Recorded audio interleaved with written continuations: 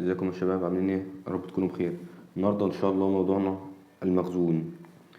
هنتكلم عن المخزون عن حاجتين اتنين: جرد المخزون وطريقة تقييم المخزون.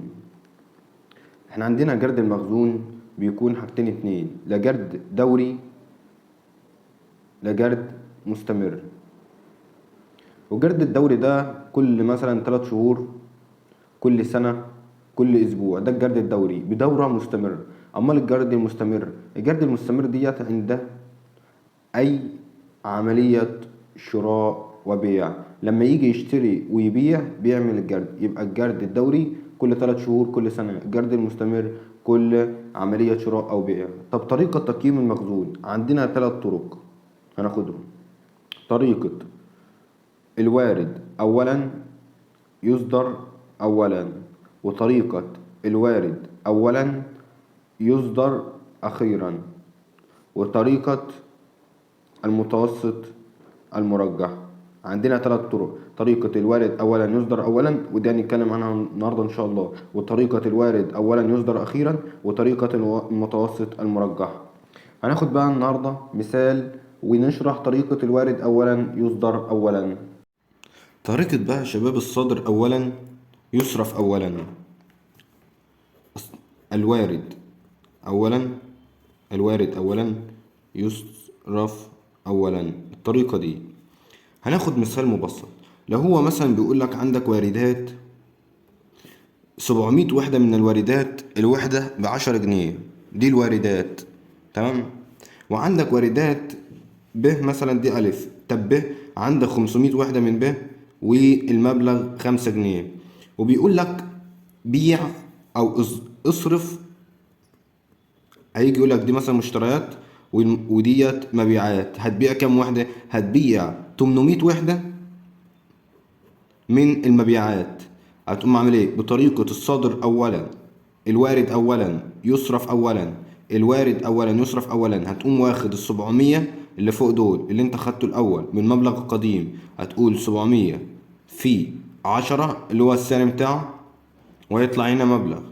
وبعد كده يبقى كام؟ انت عايز تبيع كمان 100 وحدة، هتقول 100 في 5 هيطلع معاك ب500، ودي ب7000. يبقى الفكرة الوارد اولا يصدر اولا، بتشوف اللي انت اشتريته الاول تبيعه الاول. انت اشتريت 700 وحدة تبقى تقول 700 في 10.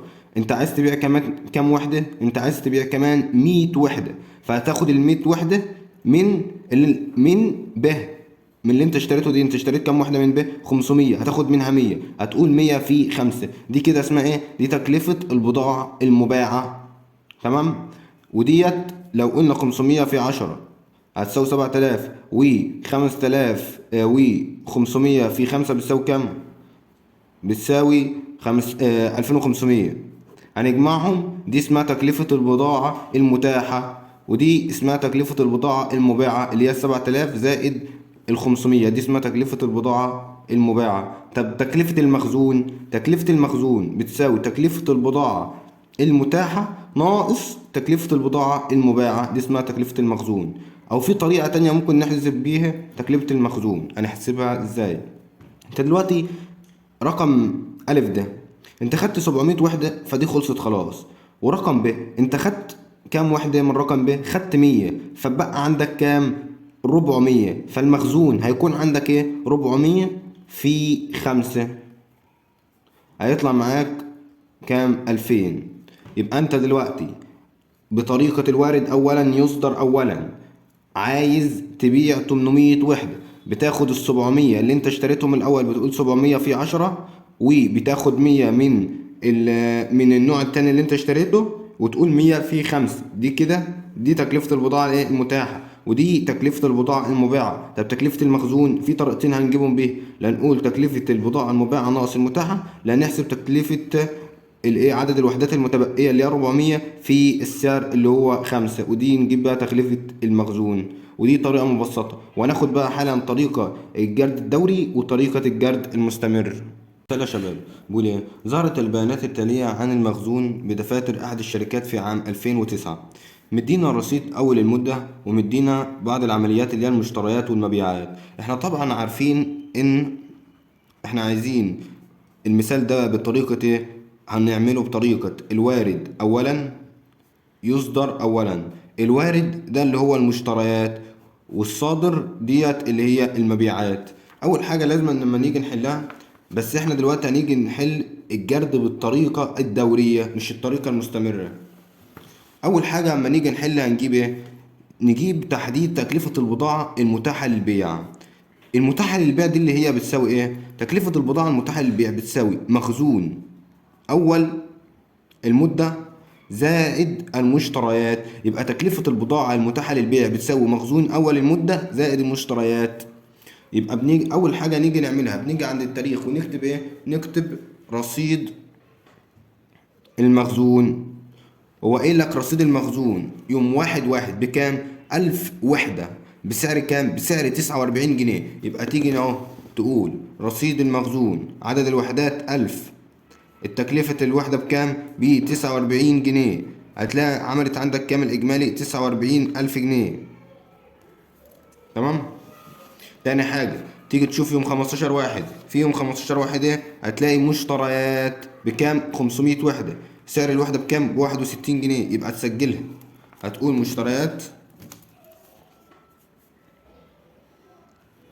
مشتريات يوم كام؟ يوم 15/1. عدد الوحدات كام؟ عدد الوحدات 500 بكام؟ تكلفة الوحدة ب61 جنيه. هنقول 500 في 61 هتطلع معانا بكام؟ ب30,500. ده يوم 15/1. طب يوم 25/3 بيقول لك مبيعات، بس المبيعات دي ما بنسجلهاش في تكلفة البضاعة المتاحة، عشان احنا قلنا تكلفة البضاعة المتاحة بتساوي مخزون أول زائد المشتريات. نخش على اللي بعدها، مبيعات مش معانا، مشتريات يبقى دي مش معانا ودي مش معانا. المشتريات هنقوم كاتبين المشتريات يوم 5/6 كام وحدة؟ 1500 وحدة، الوحدة بكام؟ ب63 جنيه. يبقى نيجي نكتب كده اهو المشتريات يوم كام؟ المشتريات يوم 5/6. يوم 5/6 كام وحدة؟ قلنا قلنا كام؟ 1500 وحدة، الوحدة بكام؟ الوحدة ب63 جنيه. هنقول 1500 في 63 هتطلع معانا 4000، 94,500. دي تاني عملية مشتريات.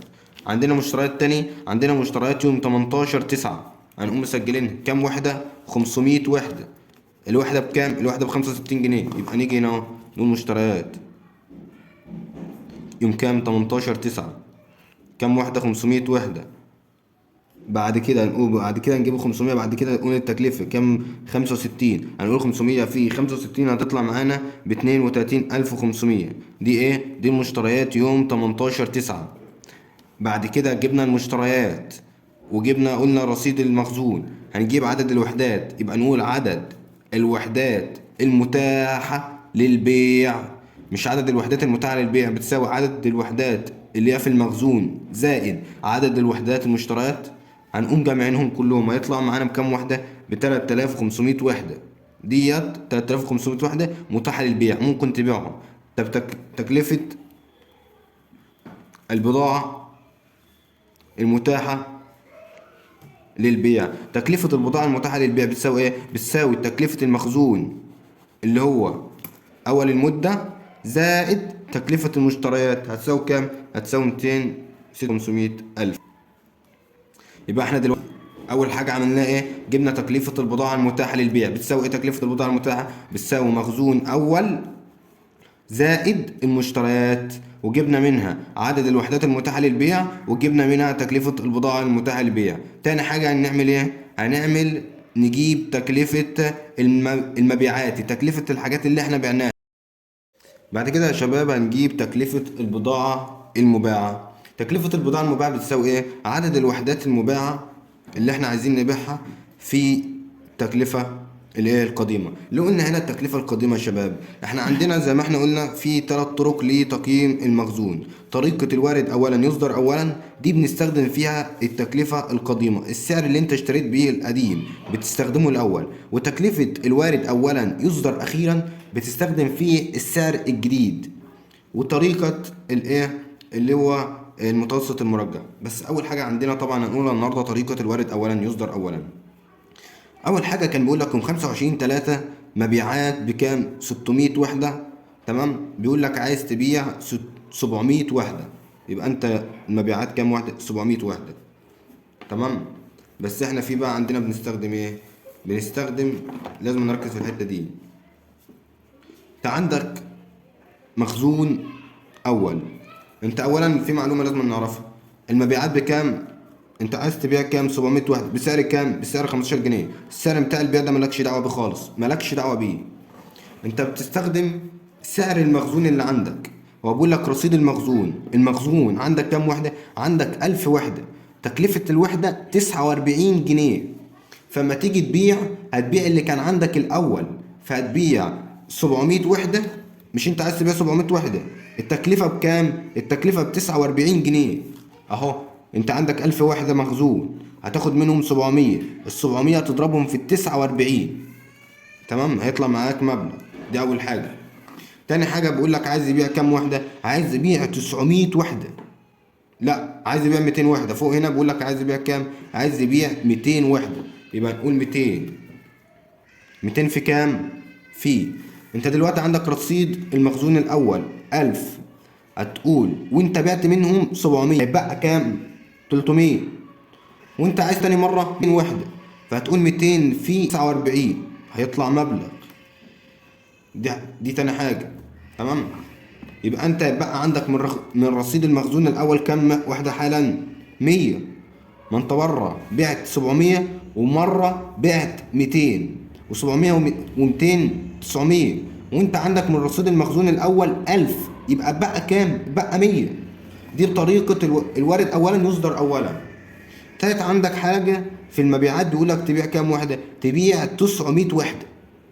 900. واحده واحده بقى في الحته دي. انت عايز تبيع كام وحده؟ هتبيع 900. تمام.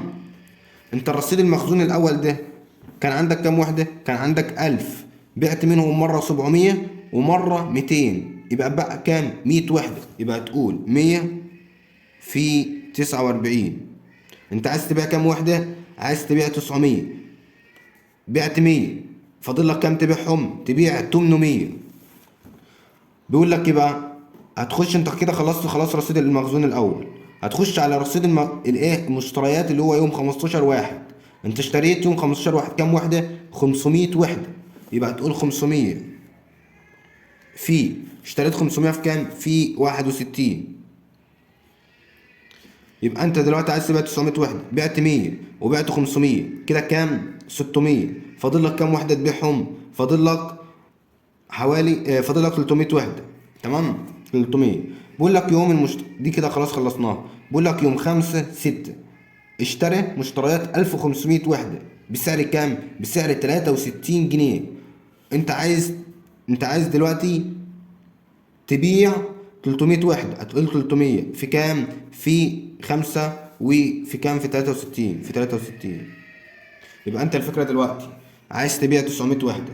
انت كان عندك المخزون الاول 1000 وحده، مره بعت منهم 700 وحده ومره بعت منه 200 وحده، وبعد كده عايز تبيع 900 وحده. اتبقى من ال1000 دي 100، هتقول 1000 في 49. هتخش على المشتريات اللي هي يوم 15 واحد، هتلاقي ان انت اشتريت 500 وحده، سعر الوحده ب 61 جنيه، فهتقول 500 في 61. يبقى انت كده بعت 100 وبعت 500، فاضل لك قد ايه عشان تبيع 900 وحده؟ فاضل لك 300 وحده كمان عشان تكون خلصت المبيعات اللي انت عايز تبيعها، فهتقول 300 في 23. بتخش على اللي بعده. يعني انت بمعنى صح بتاخد من فوق لتحت، بتبيع عدد الوحدات من فوق لتحت. اولا يصدر اولا. كده انت ايه؟ بعت 900 وحده. هتخش بقى بعد كده بيقول لك عايز تبيع كام وحده؟ تبيع 200 وحده. بصوا بقى يا شباب، احنا بعنا دلوقتي ده كله وده كله، وبعنا من مخزون يوم 5/6 كام وحدة؟ بعنا 300 وحدة. هنقول 1500 ناقص 300، يبقى بقى عندك كام وحدة؟ بقى عندك 1200 وحدة. وانت عايز تبيع كام وحدة؟ عايز تبيع 200 وحدة. هتقوم قايل 200 في كام؟ في 63. هيطلع معاك ناتج. تمام. ديت اخر عملية في المبيعات. يبقى انت دلوقتي عندك اتبقى من مشتريات يوم 5/6 كام؟ 1000 وحدة. بعت منها مرة 300 وحدة ومرة 200 وحدة، يبقى بقى كام؟ 1000 وحدة. ومشتريات يوم 18/9 بقى كام وحدة؟ بقى 500 وحدة. وده بقى معاك 1000 وحدة و500 وحدة مخزون آخر مدة. يبقى مخزون آخر المدة كام وحدة؟ 1500 وحدة.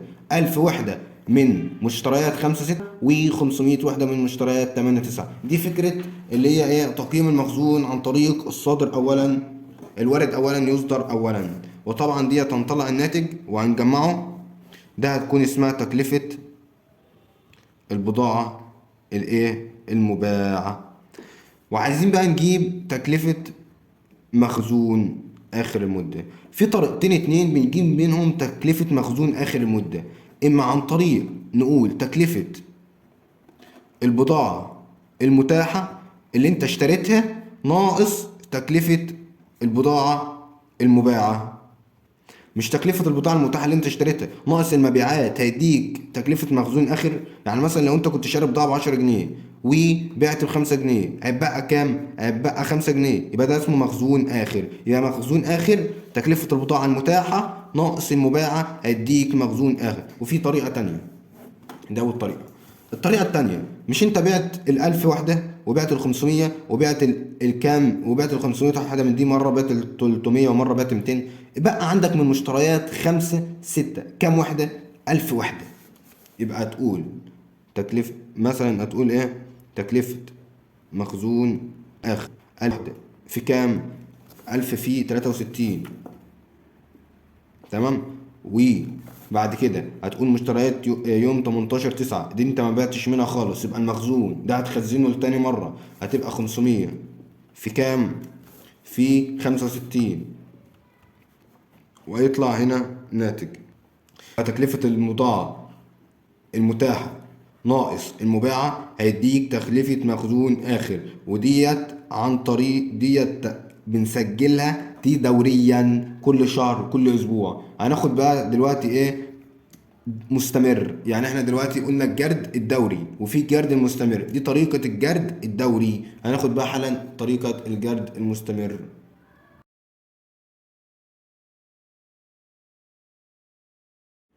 احنا بقى النهارده يا شباب اتكلمنا ايه حالا عن طريقة الجرد الدوري، وهنتكلم عن طريقة الجرد المستمر. دي طريقة الجرد المستمر بنعملها ازاي؟ بنعمل جدول زي ده كده، تمام. بنكتب ايه؟ الملاحظات، الواردات، الصادرات، الرصيد. الواردات اللي هي الايه؟ اللي هي المشتريات، والصادرات اللي هي المبيعات، والرصيد اللي هو المخزون. اول حاجة بنيجي في الملاحظات، هيقول لك هنا في التمرين يوم 1/1 عندك مخزون، الرصيد يوم 1/1 ده مخزون، تمام، ب1000 وحدة. يبقى تيجي تكتب هنا كده اهو رصيد 1/1، هتيجي تكتبه في المخزون. بيقول لك الكمية كام؟ 1000 وحدة وسعرها كام؟ 49 جنيه. هتقول 1000 في 49 بتساوي 40,000. دي أول حاجة، وتقوم إيه؟ شادد خط. تاني حاجة بتقوم رايح على تاني عملية يوم 15/1، تقوم عامل كده اهو مشتريات 15/1. اشتريت كام وحدة؟ 500 وحدة. يبقى تيجي عن الواردات، اشتريت 500، سعر الوحدة كام؟ 61 جنيه. تمام. القيمة هنقول 500 في 61 ب30,500. والمشتريات بترحلها للرصيد، المشتريات بترحلها للرصيد، والمبيعات بتطرحها من الرصيد. يبقى المشتريات هتقول هننزل 1000 اللي كان عندنا، 1000 دول المخزون، هننزلها 1000 في 49 ب49,000 جنيه. والمشتريات هنرحلها للرصيد بنضيفها، يبقى 500 في 61 ب30,500. دي تاني حاجة. بعد كده بيقول لك يوم 25/3 في مبيعات، هنشد خط يوم 25/3 في مبيعات. بيقول لك باع كام وحدة؟ باع 700 وحدة. يبقى اهو المبيعات اللي هي الصادرات، يبقى المبيعات اللي هي الصادرات باع كام وحدة؟ 700 وحدة. احنا دلوقتي يا شباب بنتكلم عن طريقة ايه؟ الوارد اولا يصدر اولا. يبقى انت هتاخد ال700 من ال1000، يبقى هتقول 700 في 49 هتساوي كام؟ هتساوي 34300. يبقى انت بقى دلوقتي عندك كام وحدة من ال1000؟ 300. هتقول 300 في 49 هتطلع كام؟ ب 14700. تمام؟ وهتنزل ال 500 زي ما هو، تقول 500 في 61 هيطلع معاك 30500. دي تالت عملية. بعد كده تخش على يوم 10/4 في مبيعات عندك بكام؟ 200 وحدة. يبقى تقول يوم 10/4 مبيعات كام وحدة؟ 200 وحدة. سعر الوحدة كام؟ احنا بنسجل عن طريقة الوارد اولا يصدر اولا، يبقى تاخد ال 200 من ال 300، يبقى سعر الوحدة كام؟ 49. يبقى 200 في 49 ب 9800. هيبقى عندك كام وحدة من 300؟ 100. تقول 100 في 49 هيطلع معاك 4900. بعد كده هتنزل ال 500 وحدة زي ما هم، 500 في 61 هيطلع ب 30500. بعد كده تخش على العملية اللي بعدها يوم 5/6 مشتريات. يوم 5/6 مشتريات، اشتريت كام وحدة؟ اشتريت 1500 وحدة بسعر كام؟ سعر 63. المبيعات ملناش دعوة بسعر المبيعات، احنا بناخد سعر المشتريات بس. يبقى يوم 5/6 مشتريات 1500 وحدة بسعر كام؟ بسعر 63. يبقى 1500 وحدة بسعر 63 هيطلع المبلغ كام؟ 94500. واحنا قلنا المشتريات بنرحلها للرصيد، بنضيفها على الرصيد. يبقى هننزل الرصيد زي ما هو اللي هو 100 في 49 اللي هو 4900 و500 في 61 30500 وال 1500 وحدة اللي احنا اشتريناهم في 63 هيطلع معانا بكام؟ ب 94500. ديت نطرحها من الرصيد. بعد كده يوم 7/7 في مبيعات كم؟ 900 وحدة. يبقى يوم 7/7 مبيعات كام؟ 900 وحدة. دلوقتي بقى في حاجة يا شباب، احنا هنكتب بس 900 كده اهو بخط صغير، دي طبعا غلط. احنا دلوقتي عندنا 100 وحدة ب 49 جنيه، يبقى احنا عايزين نبيع 900 وحدة. يبقى هناخد، احنا قلنا عن طريق الصدر اولا يصدر اولا، يبقى 100 وحدة في 49. يبقى دلوقتي عايزين نبيع كام وحدة؟ 800 وحدة، صح؟ هناخد ال 500 معانا، 500 في 61 كده احنا بعنا كام وحدة؟ بعنا 600. فاضل كام وحدة عشان نبيعهم؟ فاضل 300 وحدة. 300 وحدة دول هناخدهم من 1500، يبقى 300 في 63 هيطلع معانا هنا 4900. هيطلع معانا المبلغ ده 30500. هيطلع معانا المبلغ ده 18900. هنجمعهم هيطلعوا 54300. يبقى 900 وحدة. النقطة دي أهم نقطة، دي لو أنت فاهمها يبقى أنت كده فاهم طريقة الوارد أولا يصدر أولا. يوم 7/7 أنت عايز تبيع كام وحدة؟ تبيع 900 وحدة، وأنت معاك 100 وحدة ب 49 جنيه، يبقى تاخد ال 100 وحدة اللي أم 49 ومعاك 500 وحدة ب 61 جنيه، يبقى كده تاخدها برضه. يبقى أنت كده بعت كام وحدة؟ بعت 600. فاضل تبيع كام؟ فاضل تبيع 300 وحدة. هتاخد ال 300 وحدة دول منين؟ من 1500.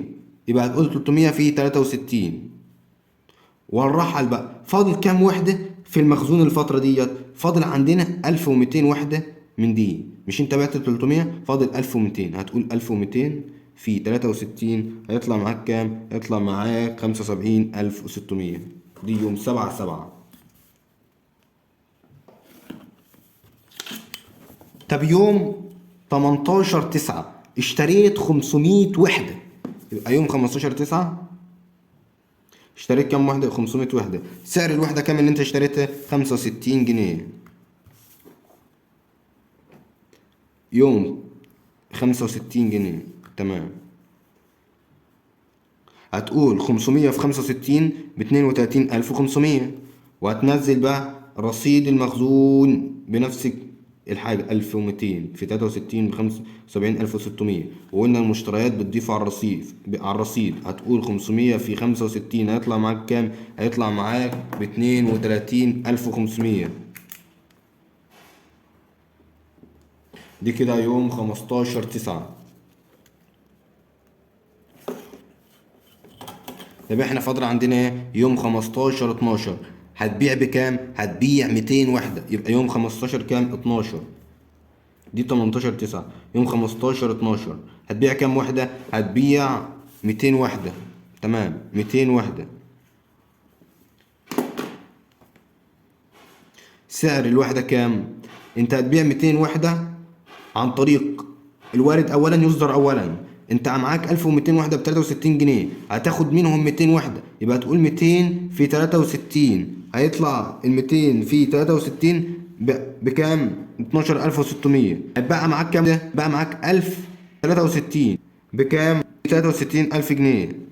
وهيبقى معاك 100 وحدة في 65 اللي هما ب 32500. دي كده 15 12.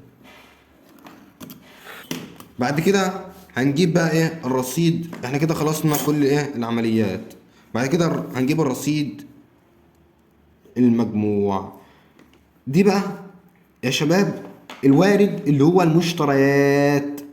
لو جمعنا اللي هم الواردات ديت اللي هي المشتريات كلها زائد رصيد المخزون في الاول كده، يعني لو جمعنا رصيد يوم 1/1 والمشتريات هيدينا تكلفة البضاعة الايه المتاحة للبيع. تمام. طب لو جمعنا الصف ده بس من غير رصيد الاول، من غير رصيد يوم 1/1، ده يكون اسمها ايه؟ تكلفة البضاعة المشتراه. ديت البضاعة اللي انت اشتريتها. تمام.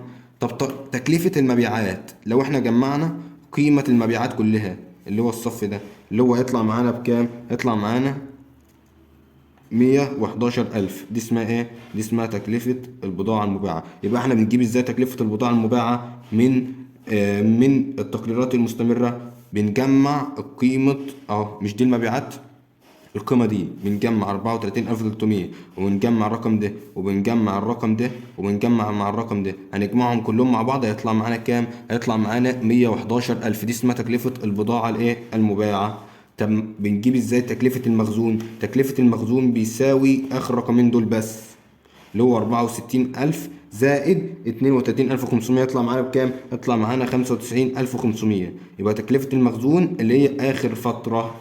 يبقى تكلفة البضاعة المباعة بنجمع القيمة خلال العمليات كلها اللي هو مديها لنا بتاعة البيع، يبقى دي اسمها تكلفة البضاعة المباعة. طب تكلفة المخزون بنجمع تكلفة بس في آخر رصيد اللي هو يوم 15/12. وتكلفة البضاعة المتاحة بتساوي رصيد الأول اللي هو يوم 1/1 زائد قيمة المشترى. وكده النهاردة إن شاء الله نكون قلنا طريقة تقييم المخزون عن طريق الوارد أولا يصدر أولا.